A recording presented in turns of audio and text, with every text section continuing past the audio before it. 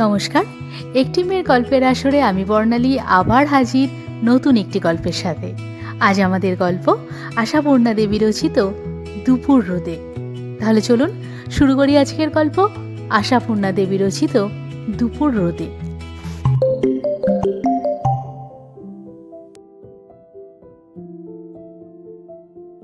ছুটির দরখাস্ত বড় সাহেবের টেবিলে রাখিয়া বাড়ি আসিয়া সুটকেস গুছাইতে বসিলাম। বেনু লিখিয়াছে, বিয়ে টিয়ে করবার মতলব আছে কি নেই সোজাসুজি খুলে বলো দেখিনি, না থাকে তো বয়েই গেল। মনে করো না যে অভিমানে মূর্ছা যাব। আশেপাশে এখনও এমন অনেক অ্যাডমায়ারার আছে যে শ্রীমতী বেনুর কৃপা কটাক্ষ পেলে ধন্য হয়ে যায়। সময় থাকতে নিজের আখের গুছিয়ে নিতে হবে তো আমাকে। মোট কথা বুড়ি আইবুড়ি হয়ে থাকবার বাসনা আমার নেই। তুমি ওখানে বসে বসে গ্রেড বাড়ানোর জন্য জীবনপাত করতে থাকবে, আর আমি এখানে শুকনো পুঁথির পাতা নিয়ে রিসার্চ করতে করতে জীবন মাটি করব। এর ভাই কোনো মানে হয় না। এমন চিঠি পাওয়ার পর স্থির থাকা শক্ত। লাইনের ফাঁকে ফাঁকে বেনুর অভিমান স্ফুরিত মুখখানি যেন ঝিলিক মারিয়া উঠিতেছে। এই কথা মিথ্যা নয়। ছুটি পাইলেই কলিকাতায় ছুটি বেনুর খাতিরেই। ফিরিয়ে আসবার সময় সাধু ভাষায় যাহাকে বিরহ যন্ত্রণা বলে সেটাও দস্তুর মতন টের পাই, কিন্তু বিবাহ করিবার উপযুক্ত সুযোগ সুবিধা যেন কিছুতেই মিলিয়া ওঠে না। সত্য কথা গোপন না করিলে বলিতে হয় সাহসেরও অভাব। বারে বারে হিসাব করিয়াও আশঙ্কা আর কাটিতে চায় না। বেশ ছিলেন আমাদের পূর্বপুরুষেরা। প্রেম করিবার দুঃসাহস না থাক, বিবাহ করিবার সৎসাহস তাহাদের ছিল, এবং সেই চিরজীবনের জীবনসঙ্গিনীকে চাক্ষুষ দেখিয়া লইবার প্রয়োজন বোধ করিতেন না। উত্তর পুরুষদের চাইতে বুকের পাটা যে তাহাদের বহুল পরিমাণে ছিল সেই কথাও অস্বীকার করবার উপায় নাই। কিন্তু না, সাহস সঞ্চয় করিতে হইবেই। এমন স্পষ্ট দাবিকে অগ্রাহ্য করিব কোন সাহসে? অন্য বারে অবশ্য সোজা বেনুদের বাড়িতে গিয়াই হানা দিই, কিন্তু এবারে স্থির করিলাম অন্যত্র উঠিব। হাজার হোক চক্ষু লজ্জা বলি একটা কথা বাংলা ভাষায় চলিত আছে তো। অগত্যা পিসিমার বাড়ি। ছেলেবেলায় পিসিমার বাড়িটাই একরকম ঘর বাড়ি ছিল। এখন আর যাওয়া আসা তেমন নাই। নাই এরকম নিজেরই দোষে হাওড়া স্টেশনের কাছাকাছি প্রবোদ্দার অফিস। কলিকাতায় যাইতে আসিতে ওই অফিস হইতেই তত্ত্ববার্তাটা সারিয়া লই। আজও স্টেশনে নামিয়া ভাবিলাম অফিসটা ঘুরিয়া যাই। অনেক দিন কোনো খোঁজখবর জানা নাই। খানিকটা যাইতেই দেখি পরেশবাবু টিফিন করিতে বাহির হইয়াছেন। প্রবোদ্দার এক টেবিলেই বসেন। মুখ চেনা ছিল।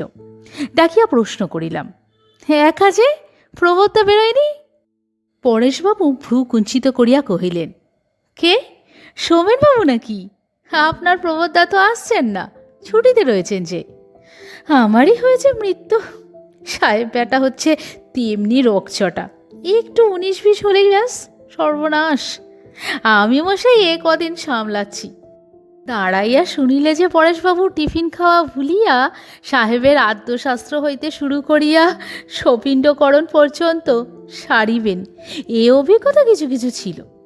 কাজেই ব্যস্ততার ভান করিয়া বলি, তাই তো, বিশেষ দরকার ছিল তার সঙ্গে, বাড়িতেই যেতে হচ্ছে। তবে কিন্তু ছুটিতে কেন বলুন তো? অসুখ বিসুখ কিছু নাকি? না মশাই, অসুখ বিসুখ নয়। বছরে 2 উইকস করে ছুটি পাওনা হয় আমাদের।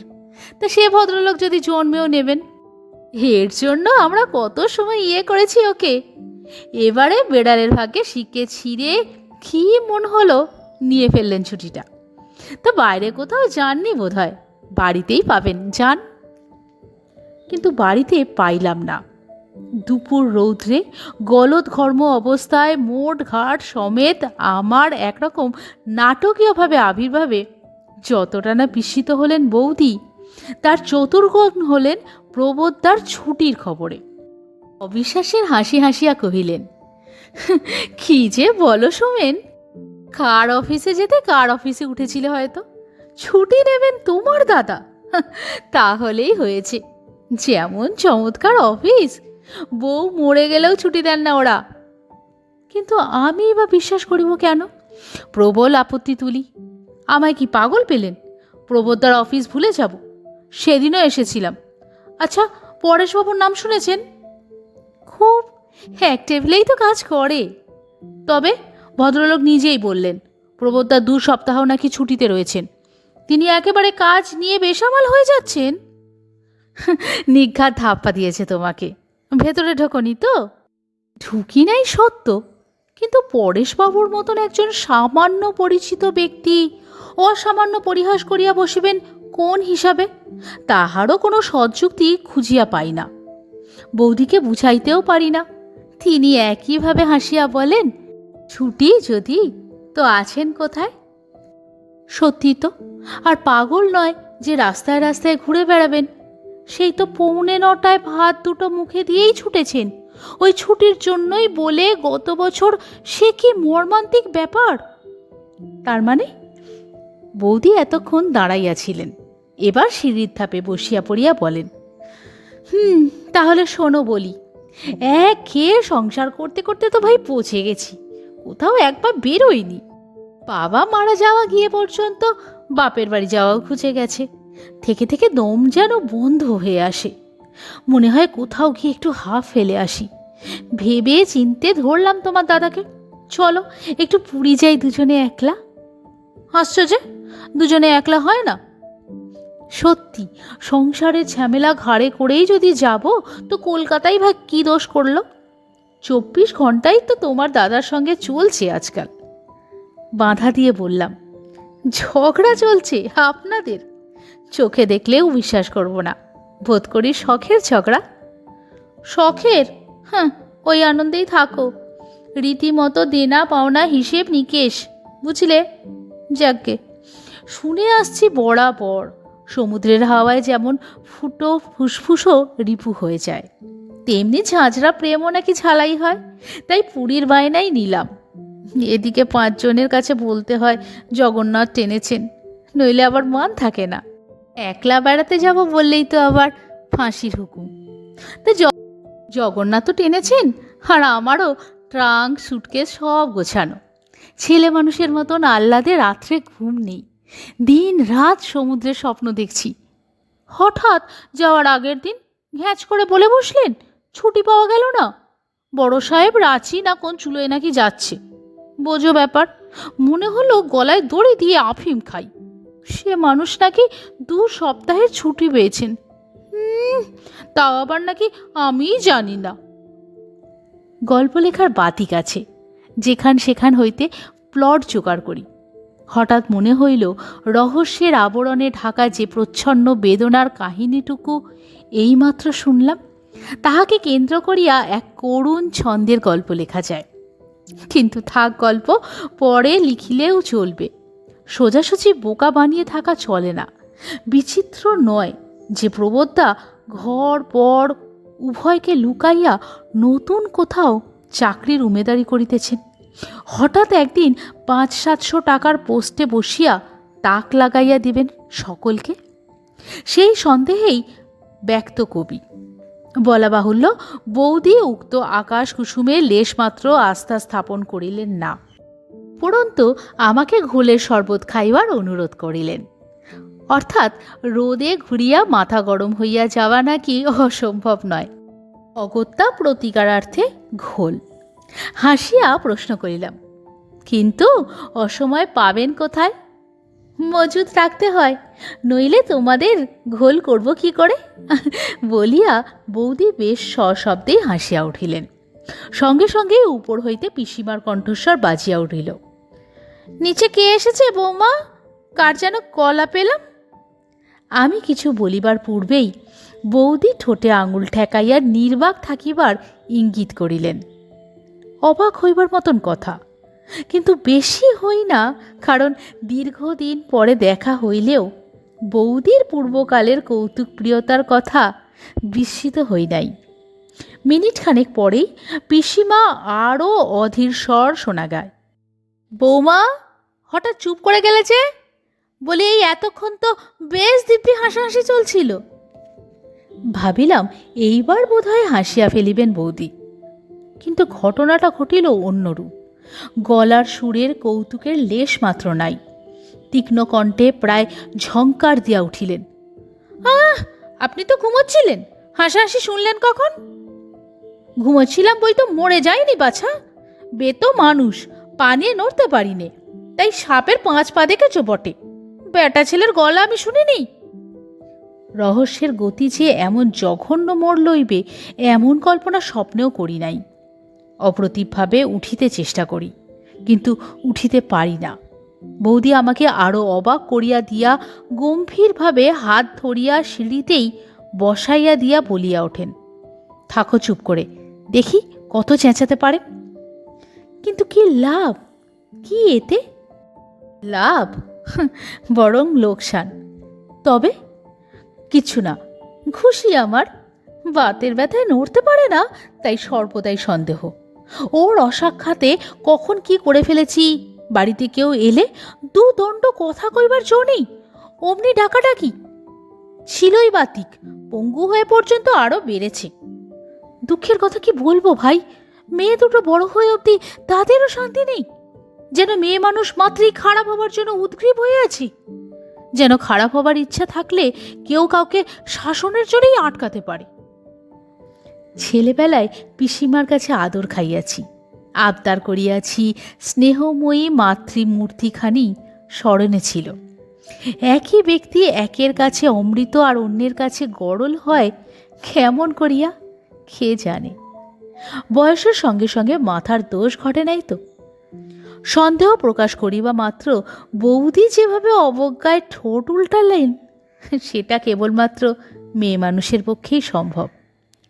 নিতান্ত সাধারণ মেয়ে মানুষ, যাহারা কথায় কথায় ছড়া কাটিতে পারে, অন্যের উপর আক্রোশ করিয়া ছেলে ঠ্যাঙায়, ঠ্যাং ছড়াইয়া বসিয়া এক কাশি সজিনা খাড়ার সঙ্গে পতি দেবতার মস্তকটিও চর্বণ করিতে দ্বিধাবোধ করে না।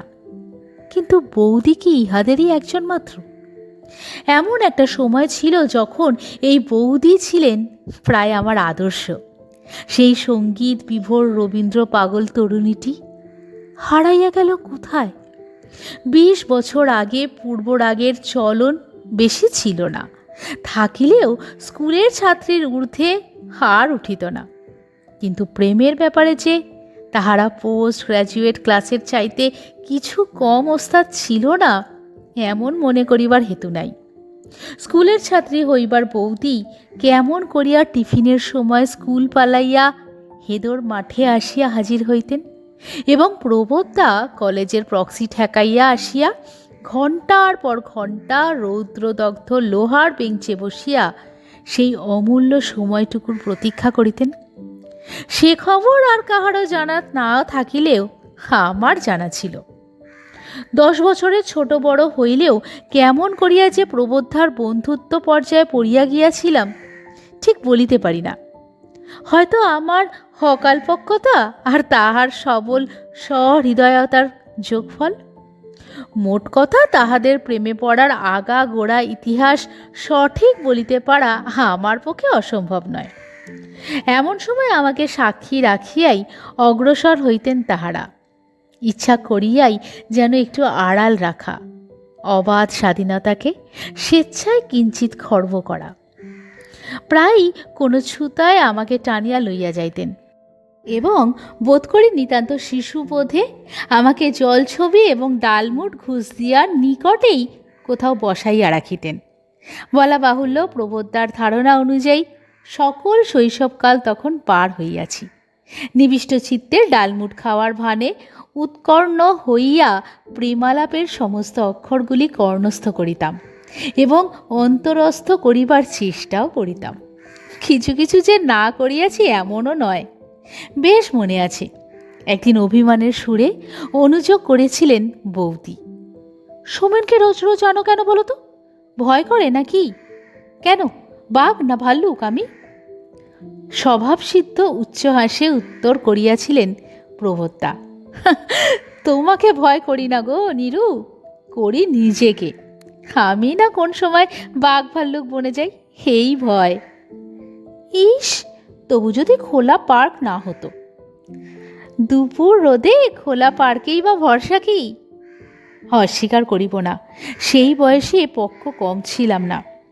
একটা কিছু অনুমান করিয়া অন্য মনস্কের ছলে খানিকটা দূরে সরে গিয়েছিলাম এবং আর চোখে দেখিতেও লাগিলাম খোলা পার্কের মর্যাদা থাকিল না গেল। থাক সেসব কথা।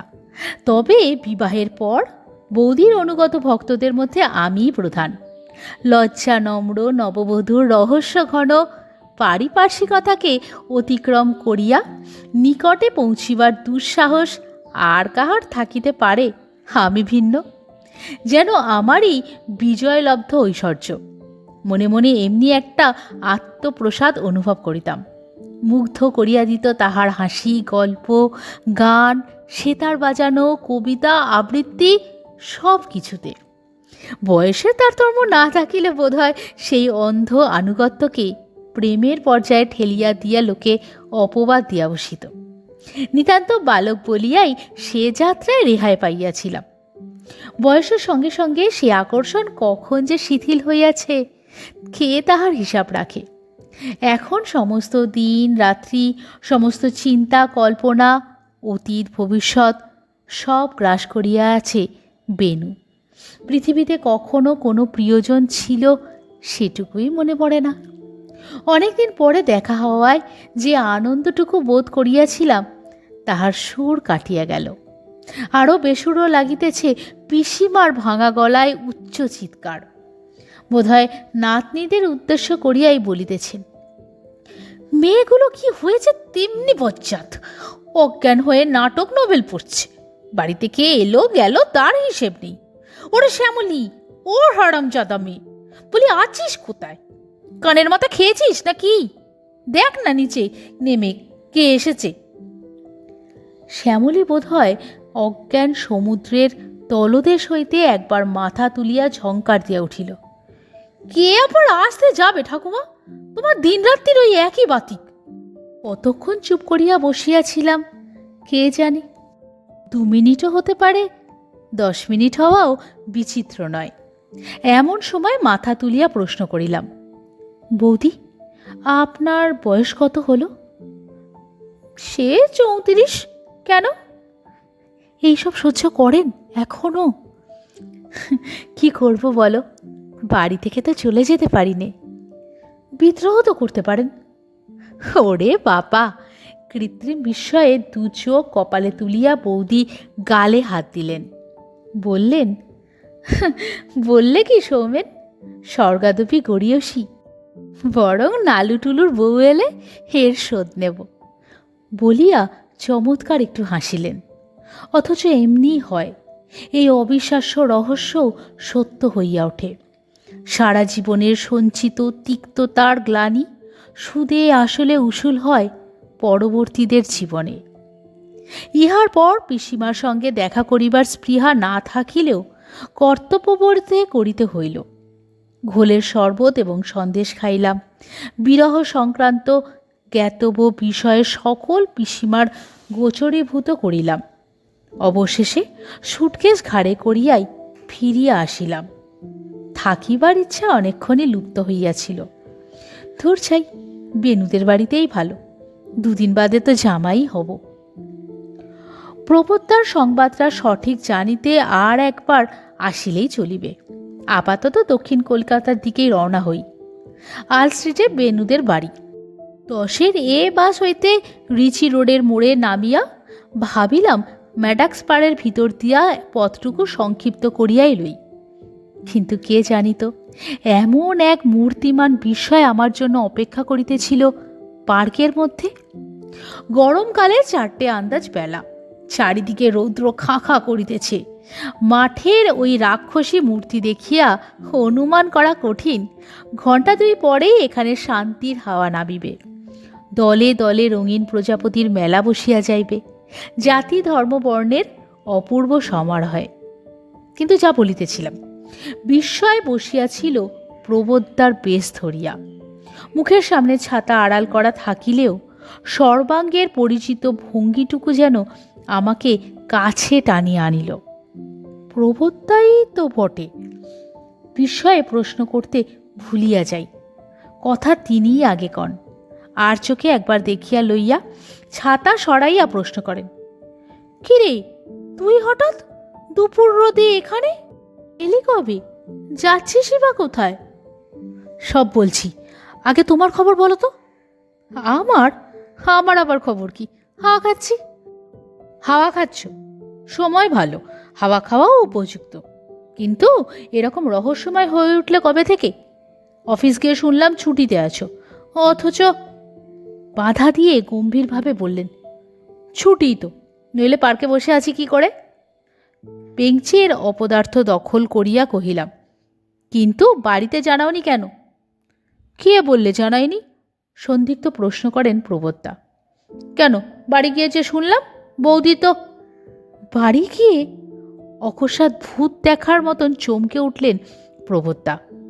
বাড়ি গিয়েছিলিস? ব্যাস, ফাঁস করে এলি তো ছুটির কথা। বলবো না কেন? তাই তো বুঝতে পারছি না। বুঝবে কোত্থেকে? আকাশে পানসি ভাসিয়ে প্রেমের পাল তুলেছ তো, ঘুরে বেড়াচ্ছ, বুঝবে কি করে কত ধানে কত চাল? সর্বনাশ করে এলি তো একেবারে।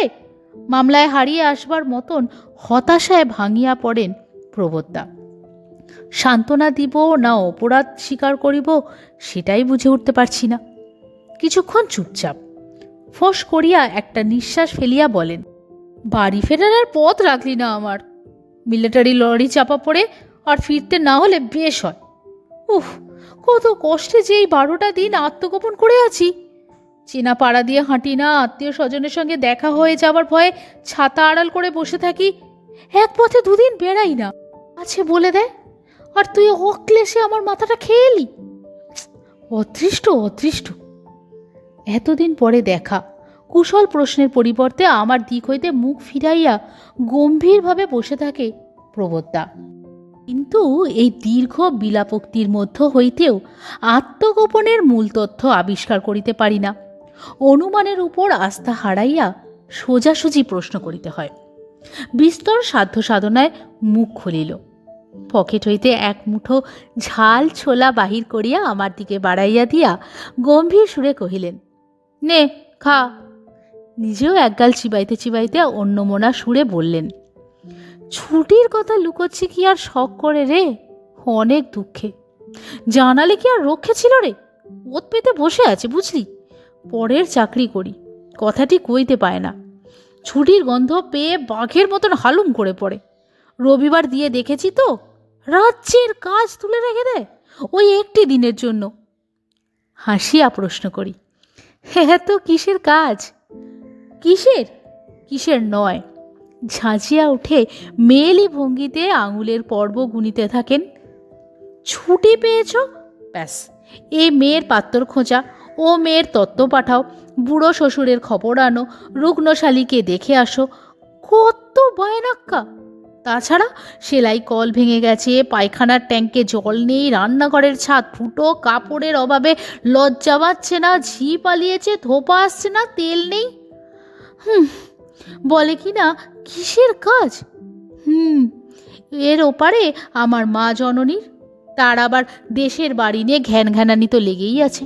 সম্পত্তির মধ্যে 1খানা ভাঙা দালান আর ওই 1খানা বুড়ো ডুমুর গাছ, তাই নাকি জ্ঞাতিরা ভোগ করছে বলে বুক ফেটে যাচ্ছে তার। এতদিন ছুটি দেখলে অতিষ্ঠ করে ছাড়তেন বুঝছিস। দেখলে না দেখলে না, আরে বাবু, চাকরি বাকরি ছেড়ে দিয়ে দেশের ডুমুর গাছ পাহারা দিয়ে তাহলে, তাতেই শান্তি হোক তোমার। যেমন আমি প্রতিপক্ষ, হাত মুখ নাড়ার ভঙ্গি দেখিয়া হাসি চাপা দায় হয়।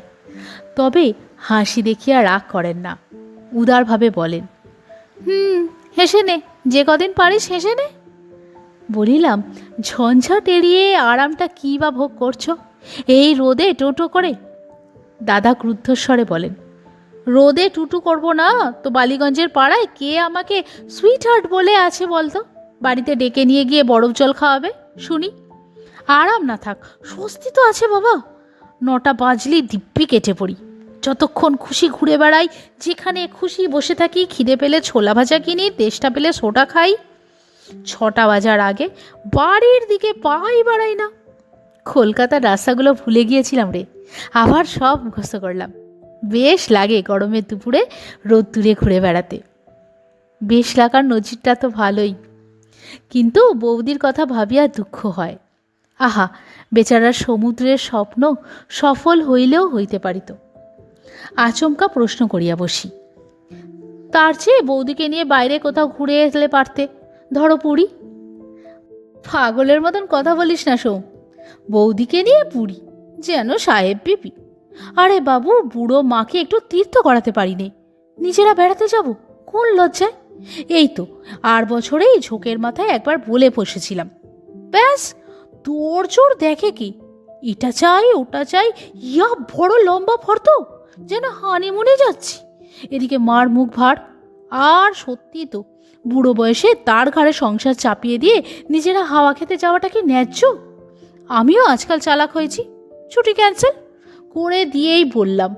পেলাম না জানো, বড় সাহেবের রাজ, সাপও মরল, লাঠিও বাঁচল। অবাক হইয়া তাকাইয়া থাকি। সত্যই কি এটা খাঁটি মনের কথা? না যাহা দেখিতে শুনিতে ভালো তাহার ছাঁচে নিজেকে ঢালাই করিয়া নিজের ভালোত্বটা জাহির করিবার কষ্টকর চেষ্টা মাত্র? যাহারা প্রতিনিয়ত নিজেকে নিজেই বঞ্চনা করিয়া চলে, তাহারা বঞ্চিত জীবনের সমস্ত গ্লানির দায় পরস্পরের গাড়ে চাপাইয়া নিশ্চিন্ত হয় কোন হিসাবে? ফেরারি আসামির মতন হাস্যকরভাবে নিজেকে তাড়াইয়া বেড়ানোর চাহিতে অবসর উপভোগ করিবার আর কোনো ভালো পথ ইহারা খুঁজে পায় না কেন?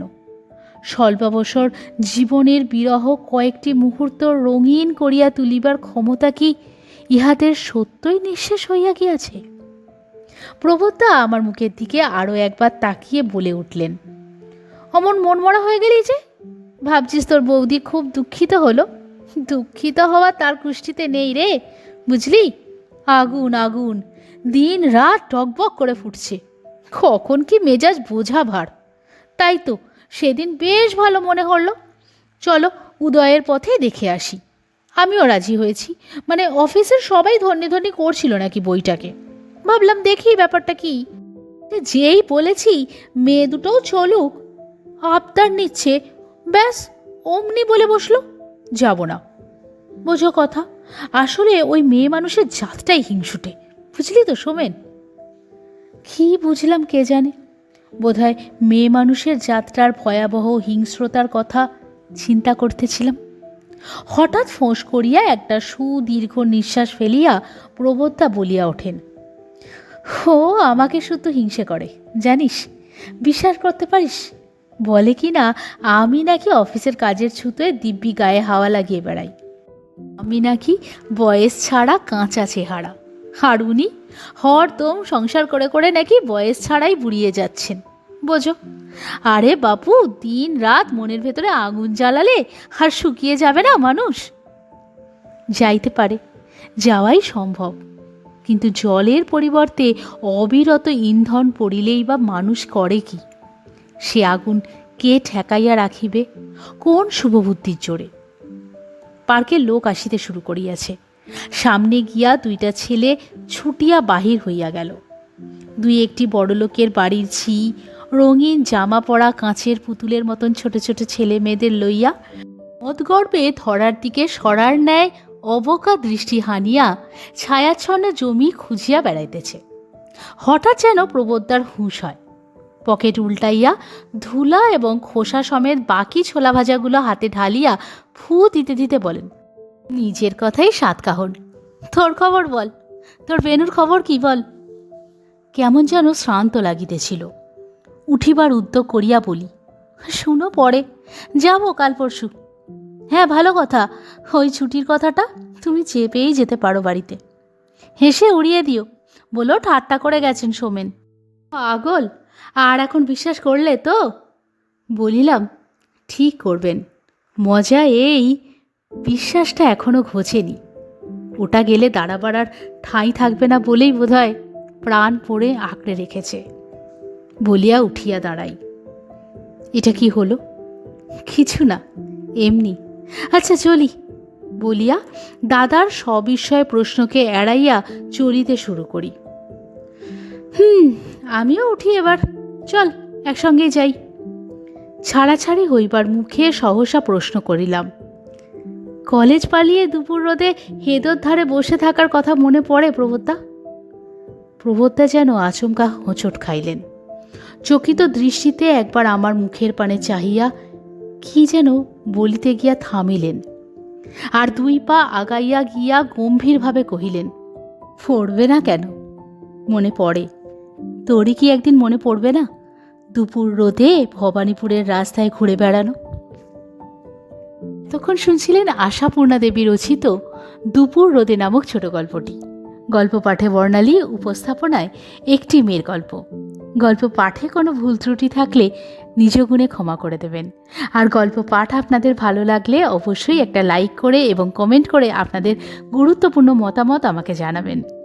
তাহলে আজকের মতন আসি, আবার দেখা হবে খুব তাড়াতাড়ি নতুন একটি গল্পের সাথে, নতুন একটি পর্বে। ততক্ষণের জন্য সকলে সাবধানে থাকবেন, সুস্থ থাকবেন।